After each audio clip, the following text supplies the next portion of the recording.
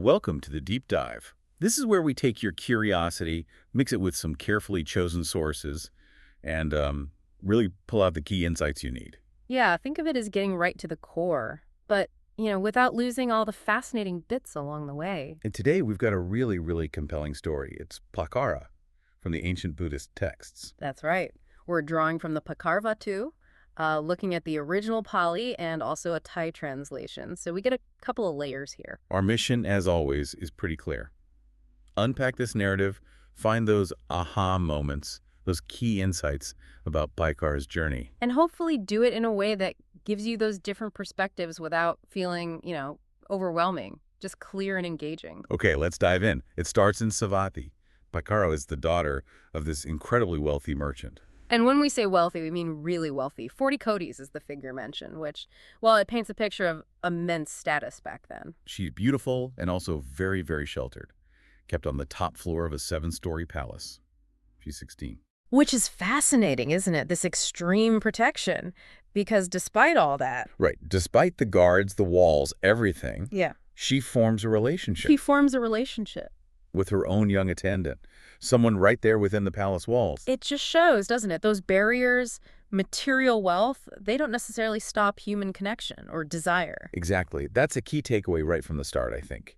Wealth doesn't insulate you from, well, life happening. So things move along, and then her parents arrange a marriage for her to someone of equal status, naturally. And this forces her hand. She goes to the attendant desperate. She tells him, look, if I marry into this other family, we'll never see each other again. You have to take me away. It's driven by that mix, isn't it? Love, but also real fear of separation. You can almost feel the panic. So they plan this escape. Yeah. And her disguise is quite something. It really is. Soiled clothes, messy hair. She even smears herself with bran. Yes, and carries a pot, apparently, to blend in with the servants leaving early. It's a very deliberate, almost degrading disguise to escape her gilded cage. They get away, travel really far, and settle down in this remote village. And life changes completely. He's working the land, gathering wood. And she's doing the household chores, carrying water, pounding grain, cooking. It's the daily grind. A world away from the palace. It's the consequence of her choice, laid bare. That initial romance meeting harsh reality. What strikes me is just the sheer scale of that change. Luxury to labor. It's immense. And then she gets pregnant for the first time. And being so far from home, with no support system, she desperately wants to go back to her parents for the birth. Hoping, maybe, that seeing their grandchild might soften them, that their love for her might win out. It shows that deep pull towards family, towards what's familiar, even after everything. But the husband refuses. He's terrified of his parents-in-law. Understandably, perhaps. He won't budge, no matter how much she pleads. So, showing real determination, Paṭācārā makes her own plan. Tells the neighbors, if he asks, just say I've gone home. And while he's out working, she leaves. It shows her strength, right? Her agency. Even in this difficult situation, she's not just passive. He follows her, of course.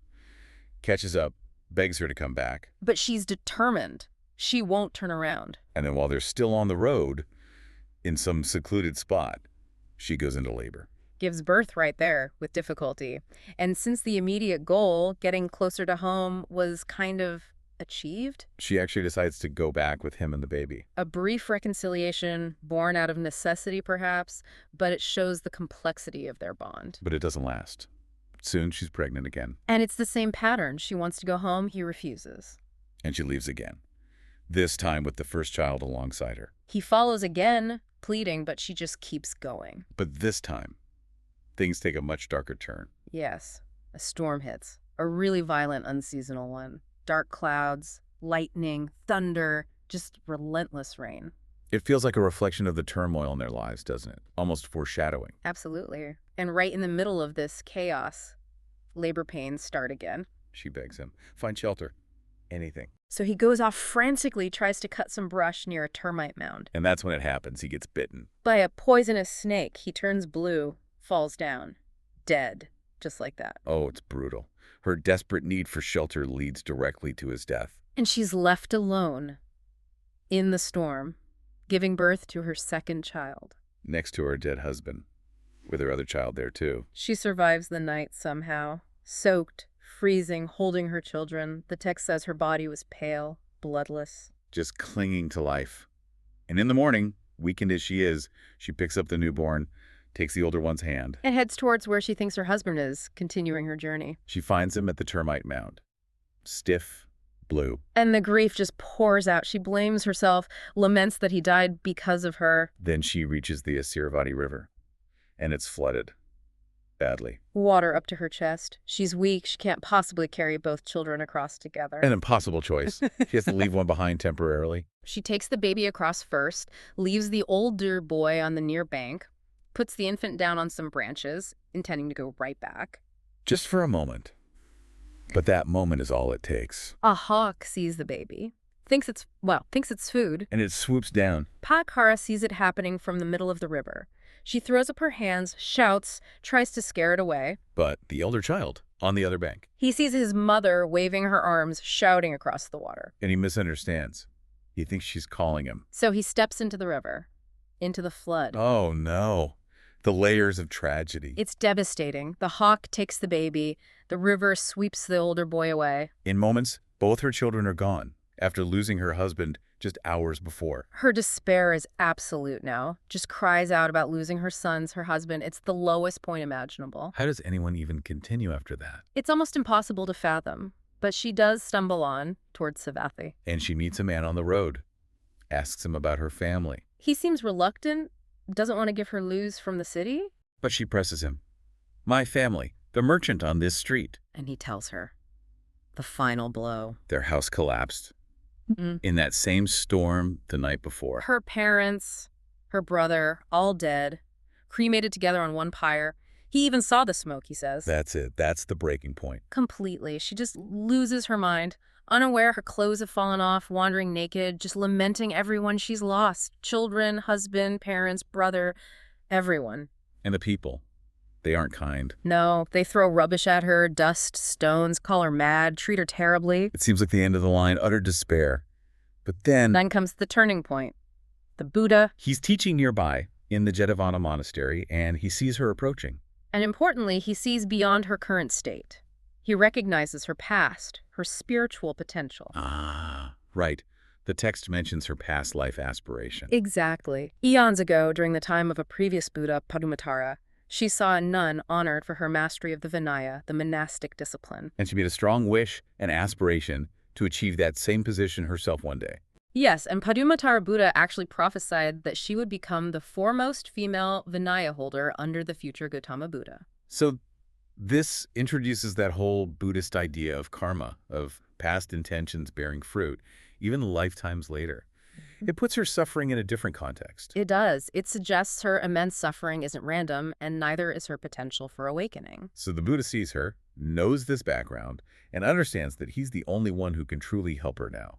He uses his spiritual influence, despite the crowd trying to stop her, to draw her towards him. And when she gets there, utterly broken, what does he say? Something incredibly simple yet powerful. Just, sister, regain your mindfulness. Wow.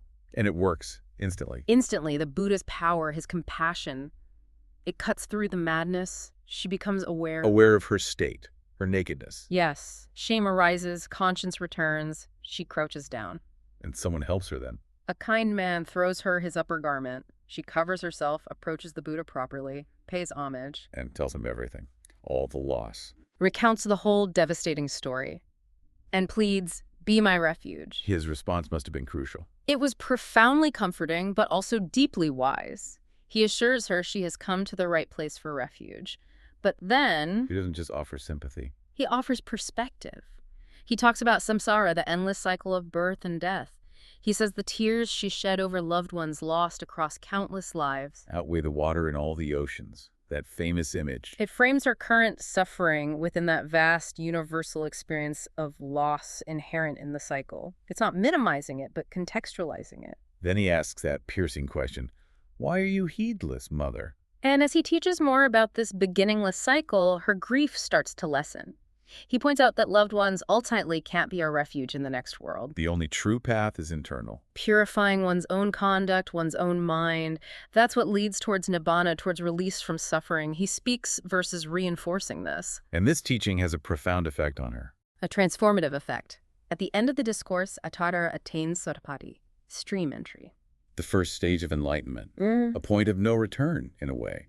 Her defilements start to burn away. And many others listening were also deeply impacted, attaining various stages. She then asks for ordination, right, to become a nun. Yes, a bhikkhuni. And she becomes known as Patacara, partly because of her wandering karate before finding the path, Pata or Patha, though the etymology is debated. Her journey isn't over yet, though, is it? She still has further to go. That's right. Later, there's this beautiful moment of insight. She's washing her feet, notices how the water flows away, disappearing at different distances. And this simple observation triggers something. A deep reflection on impermanence, on the stages of life and death, how everything arises and passes away. And the Buddha perceives her insight. Yes, even from his dwelling, the Gandakuti. He appears before her, confirms her realization. And gives her another key teaching. He tells her that even a single moment spent truly seeing the arising and passing away of the 5 aggregates, the components of our experience, is worth more than 100 years lived without that insight. Emphasizing that direct perception of impermanence is crucial. Absolutely. He speaks another verse on this theme. And that's when she reaches the final goal. Yes. At the end of that teaching, Patacara attains arhatship, full awakening, complete liberation from suffering, along with the analytical knowledges. What an absolutely incredible journey. From the depths of unimaginable loss to the highest spiritual attainment. It's one of the most powerful stories in the Buddhist tradition, I think. This deep dive really highlights that extraordinary arc. The suffering is almost unbearable to read about, but then there's this completely unexpected path to awakening. And that's maybe the core aha moment, isn't it? How profound suffering, when met with wisdom, with the right conditions, Can become the very catalyst for liberation. It turns everything on its head. It really does. For anyone listening who's interested in gaining knowledge, seeing different perspectives, this story offers such a potent look at the human condition. Loss, attachment, resilience. And the potential for radical transformation, even from the darkest places. So maybe the thought to leave you with is this. How might even the most overwhelming experiences we face or witness contain hidden seeds? Seeds of wisdom, maybe. A possibility for a fundamental shift in how we see things. What does her story really tell us about attachment? About where true peace might lie? Something profound to reflect on. Indeed, a truly powerful story. Thank you for joining us on this deep dive. Until next time, keep exploring.